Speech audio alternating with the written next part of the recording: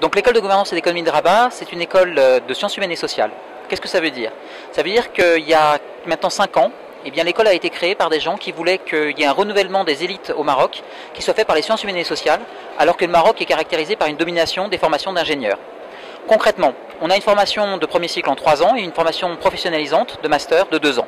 Pendant les 3 premières années, vous allez faire du droit, de l'économie, de l'histoire, de la science politique, c'est-à-dire des relations internationales et de la sociologie. Ça dure pendant 2 ans à Rabat et une année obligatoire d'échange chez un de nos 52 universités partenaires dans le monde entier sur les 5 continents. Donc 3 ans qui sont une formation pluridisciplinaire, fondamentale et méthodologique. Pluridisciplinaire, j'ai déjà dit, droit, économie, histoire, sciences politiques. Et fondamentale parce qu'on ne va pas avoir comme vocation de vous transmettre l'ensemble de ces disciplines. Il ne s'agit pas d'être exhaustif et de vous apprendre tout le droit, toute l'histoire, toute l'économie. Ça serait d'abord impossible et surtout ça ne sert à rien aujourd'hui. Ce qu'il faut savoir, c'est que tous les 10 ans, le stock d'informations disponibles double. Et il n'y a plus aucun problème aujourd'hui d'accès à cette information, puisque vous avez Internet et la numérisation. Donc concrètement, aujourd'hui, ce qui compte, c'est de vous transmettre des clés d'explication, des mécanismes de compréhension, pour que vous soyez en mesure de vous faire votre propre mécanisme d'explication, votre propre compréhension des phénomènes, et que vous soyez capable de trier, de hiérarchiser l'information. Donc ça, c'est la dimension méthodologique. Alors en termes de méthodologie, on fait 3 choses. On fait déjà beaucoup de développement des aptitudes à l'écrit, à l'oral, c'est la deuxième chose, et puis beaucoup un programme de développement personnel. De quoi s'agit-il? Il s'agit de travailler sur vos points forts. Il y a des gens qui ont un profil plus ou moins charismatique, il y a des gens qui sont plus ou moins à l'aise à l'oral, à l'écrit, il y a des gens qui sont plus ou moins créatifs, il y a des gens qui sont plus ou moins rigoureux. Il faut d'abord se connaître et connaître les autres pour pouvoir travailler de façon collaborative.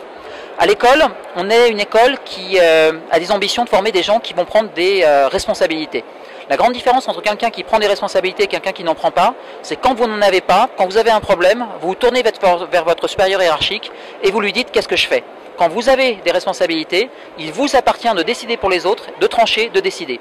Ça n'est pas magique, mais il faut développer, et nous c'est à ça qu'on forme, à avoir des aptitudes et des attitudes à la décision. Concrètement, par exemple, le développement personnel, tout notre programme, c'est un programme d'accompagnement dans l'enseignement supérieur, parce que concrètement, il y a beaucoup de changements entre l'enseignement secondaire et l'enseignement supérieur, et d'orientation et d'accompagnement vers l'insertion professionnelle. Donc ça, c'est le premier cycle pendant 3 ans. Ensuite, vous avez un master pendant 2 ans. Alors, c'est un master qui est spécialisant, mais qui n'est pas hyper spécialisant. Nous, ce qu'on recherche, c'est de former des gens, encore une fois, qui seront adaptables, qui seront polyvalents et qui pourront évoluer tout au long de leur carrière professionnelle, parce qu'aujourd'hui, il n'est plus vrai de dire qu'on rentre dans un domaine et qu'on va y rester pendant 30 ou 40 ans. Ce qui se passe, c'est qu'on évolue dans sa carrière, qu'on change de métier, qu'on change de fonction.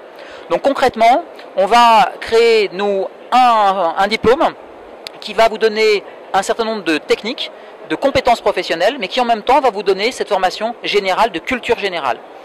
Alors, on a une spécificité, c'est qu'on travaille sur le domaine d'intersection entre le domaine public et privé. Concrètement, on veut former des gens qui seront ou bien hauts fonctionnaires, ou bien des gens qui seront des hauts cadres dans l'entreprise. Parce qu'il nous semble qu'aujourd'hui, au Maroc, qui est un pays émergent, eh bien, il n'y a pas de séparation entre le public et le privé aussi net. Rien ne se fait sans l'État, mais rien ne peut se faire uniquement avec l'État. D'ailleurs, l'État ne veut pas ou ne peut pas tout faire. Donc on a 5 ou 6 diplômes aujourd'hui. Le premier diplôme, c'est un diplôme financement international de projets dans les pays émergents. Il s'agit de développer 2 compétences, une compétence de recherche de financement et une compétence sur tout ce qui est animation, gestion et coordination de projets. La première compétence financière, c'est de se dire qu'aujourd'hui, d'ici à 2020, il y a 60% des projets au Maroc qui ne sont pas financés. Donc il faut savoir s'adresser à différents interlocuteurs et savoir quelles sont les conditionnalités, les critères de chacun de ces interlocuteurs. Que ce soit des bailleurs de fonds internationaux, que ce soit des fonds de private equity, que ce soit des fonds souverains, que ce soit des banques, que ce soit des particuliers.